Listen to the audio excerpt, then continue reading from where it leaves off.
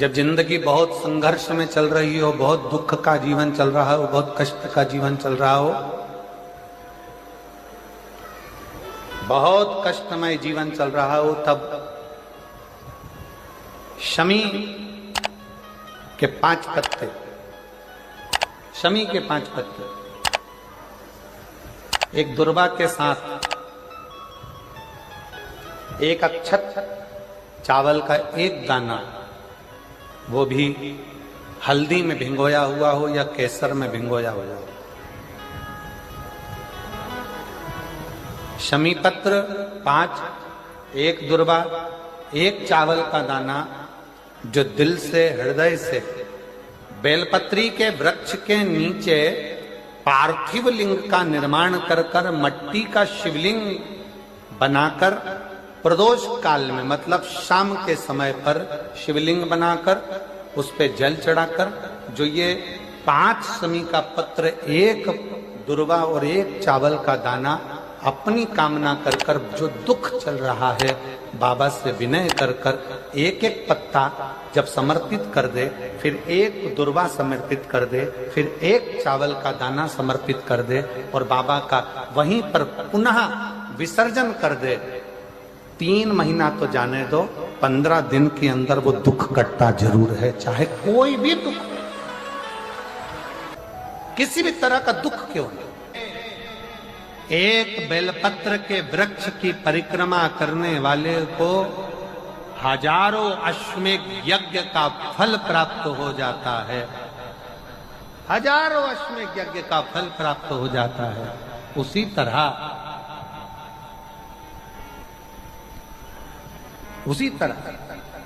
एक पार्थिव लिंग का निर्माण करने वाले को, मिट्टी का शिवलिंग का निर्माण कर कर पूजन करने वालों को 12 ज्योतिर्लिंग के शिवलिंग के दर्शन का पुण्य फल प्राप्त।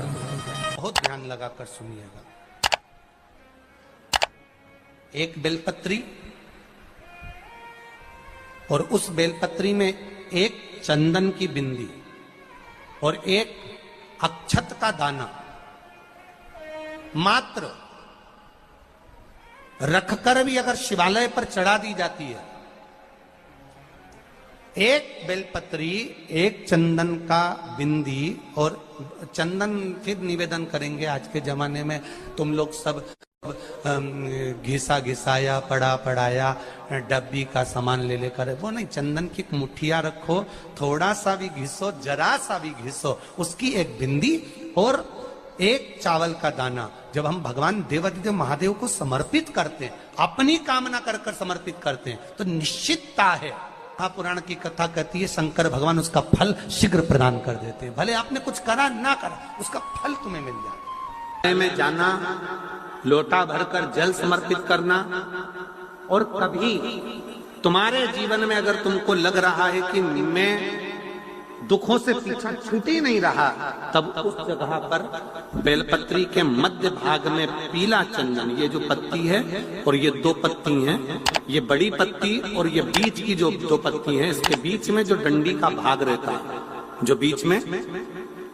डंडी का जो भाग है, बड़ी पत्ती और ये 2 छोटी पत्ती के मध्य में जो डंडी का भाग है, उस डंडी के भाग में पीला चंदन और एक अक्षत पीला, शंकर भगवान को आप अगर प्रदोष काल में समर्पित कर रहे हैं, तो ये निश्चित है कि धीरे धीरे कर कर वो दुख समाप्त होगा, वो दुख कटेगा ही।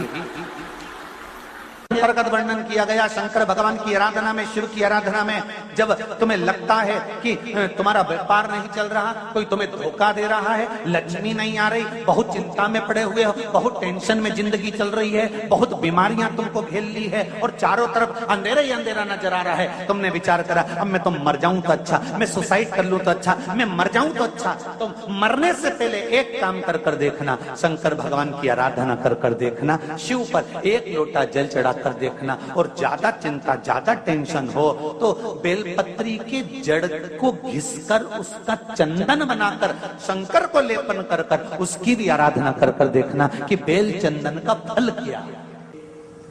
बेलपत्र, एक बेल, ये कोई साधारण नहीं, एक बेलपत्र एक बेल, ये कोई साधारण नहीं, एक बेल। इसकी नीचे की डंडी से लेकर ये दो पत्तियां जहां लगी हैं और दो पत्ती से लेकर ये बीच की जो पत्ती है उसमें जो गेप है, उसमें जो जगह है, दिख रही है आपको? ये दो पत्ती से लेकर बीच की पत्ती के बीच में जो जगह खाली रहती है, 33 कोटि देवी देवताओं विराजमान रहते हैं इस बीच की जगह में। जब शिव जी को चढ़ाया जाता है तब इस पत्ती के बीच की जगह शंकर के शिवलिंग पर रखा जाता है, तो शिव जी इतने प्रसन्न होते हैं कि मेरी स्तुति करने के लिए ये भक्त 33 कोटि देवताओं को लेकर आया है, मेरी स्तुति करने के लिए। लोग चावल लाए, लोग अंबारियां लाए, धन लाए, दौलत लाए, संपदा लाए, पर एक शंकर का भक्त ऐसा होता है जो एक बेलपत्री के रूप में 33 कोटि देवताओं को, 64 योगिनियों को, आदि शक्तियों को शंकर को समर्पित करता है। कितना सुंदर संवाद है, कितना सुंदर बात कही कि भूल से भी किसी तीर्थ में नहीं गए,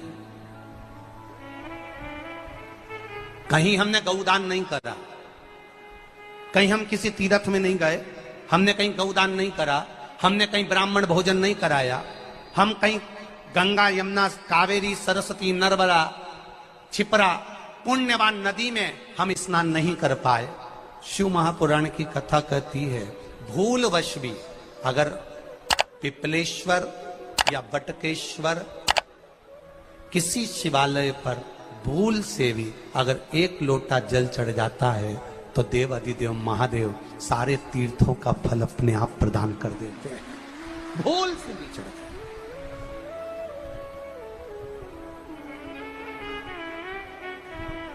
एकांतेश्वर महादेव किसी तीर्थ में नहीं गए,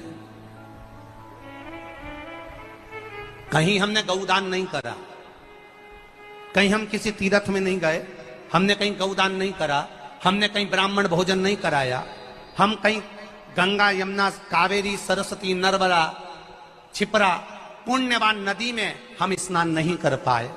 शिव महापुराण की कथा कहती है भूलवश भी अगर पिपलेश्वर या बटकेश्वर किसी शिवालय पर भूल से भी अगर एक लोटा जल चढ़ जाता है तो देव अधिदेव महादेव सारे तीर्थों का फल अपने आप प्रदान कर देते हैं। भूल से भी चढ़,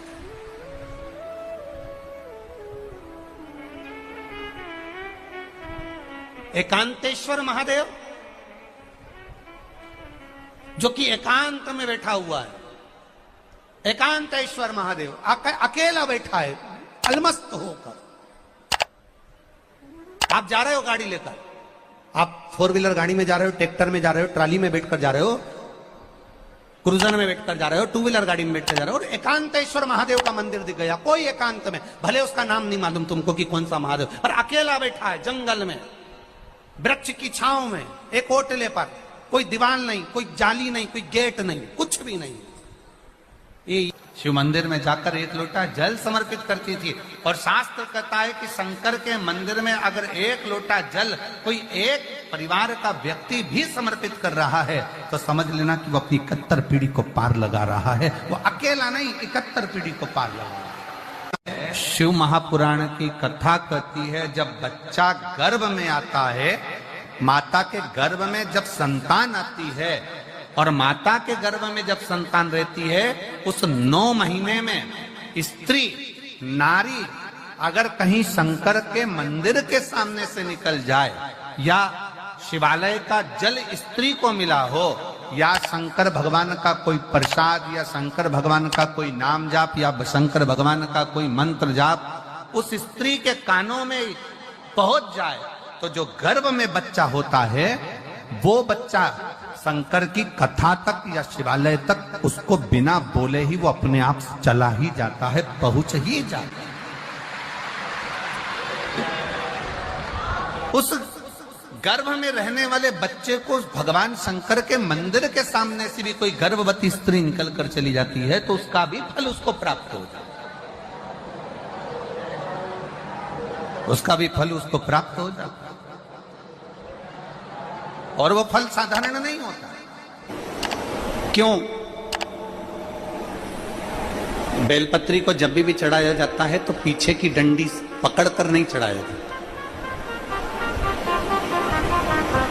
बेलपत्री को चढ़ाने के लिए मध्य भाग को, जैसे यह बेलपत्र होता है तो इसका मध्य की जो डंडी होती है, मध्य भाग होता है बेलपत्री का, तब मध्य भाग को पकड़कर हम भगवान शंकर को बेलपत्र समर्पित करते हैं। कोई भी बेलपत्र ऐसे नहीं चढ़ाता कि डंडी पकड़ के चढ़ा दिया, फिर पीछे की डंडी पकड़ के चढ़ा दिया, फिर पीछे की डंडी पकड़ के चढ़ा दिया, फिर डंडी पकड़ा, फिर चढ़ा दिया ना।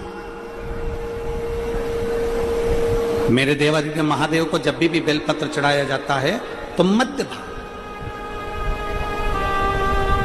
पीछे की डंडी पकड़कर नहीं, मध्य भाग से भगवान शंकर को बेलपत्र समर्पित किया जाता। मध्य भाग से जब भी पकड़ेंगे तो मध्य भाग को पकड़कर बेलपत्र समर्पित करेंगे। क्यों?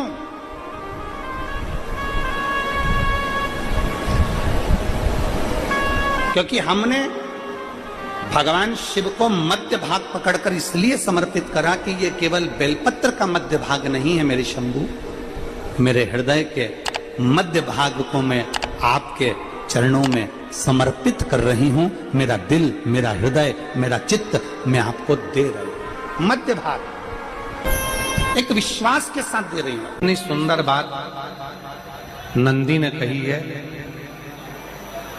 नंदी ने ये बात जो कही वो वास्तव में बड़ी सुंदर है कि मान लो यदि कोई कार्य तुम्हारा हो नहीं रहा और पूरी दुनिया में तुमने कर कर देख लिया, बहुत प्रयास कर कर देख लिया, तो भी वो कार्य अगर तुम्हारा नहीं होता, तो फिर एक काम करो कि शिव की स्तुति करो, शंकर की स्तुति, शंकर का गुणगान, शंकर की भक्ति, शंकर का स्मरण।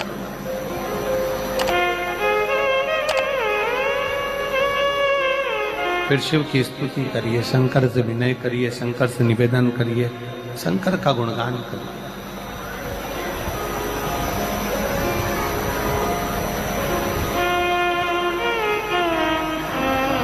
पर भगवान की भक्ति होती कब?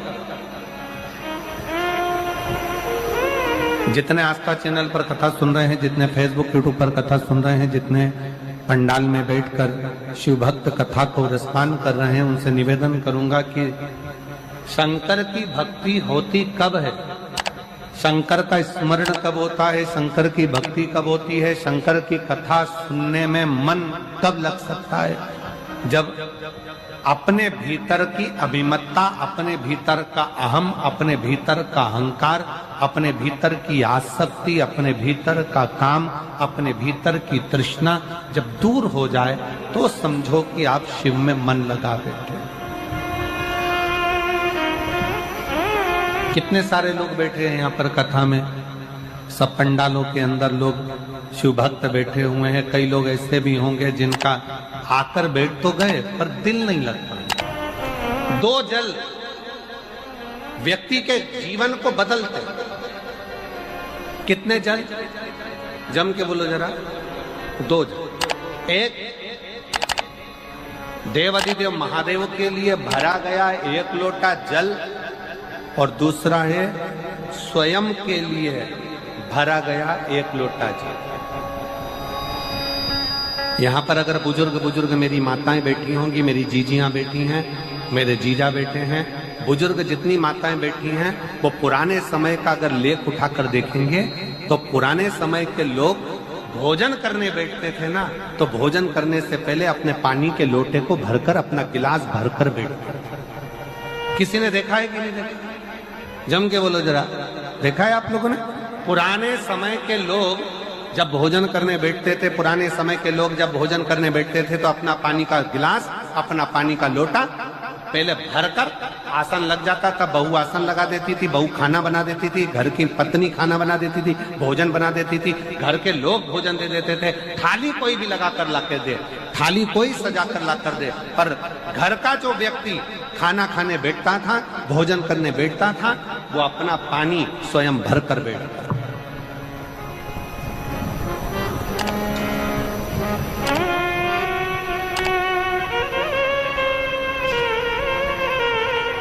अब आज के जमाने में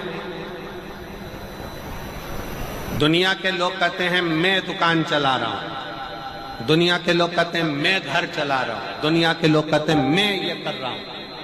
तुम अपना खुद का पानी भरकर तो बैठ नहीं रहे और कह रहे हो कि घर चला रहा हूं। स्वयं का एक गिलास पानी व्यक्ति नहीं भर पा रहा। कितना सुंदर कहा है महाराज जी, बहुत सावधानी से सुनिएगा। दो जगह का जल व्यक्ति के जीवन को बदल देता है। एक शिव के लिए भरा गया जल और दूसरा स्वयं के लिए भरा गया जल। स्वयं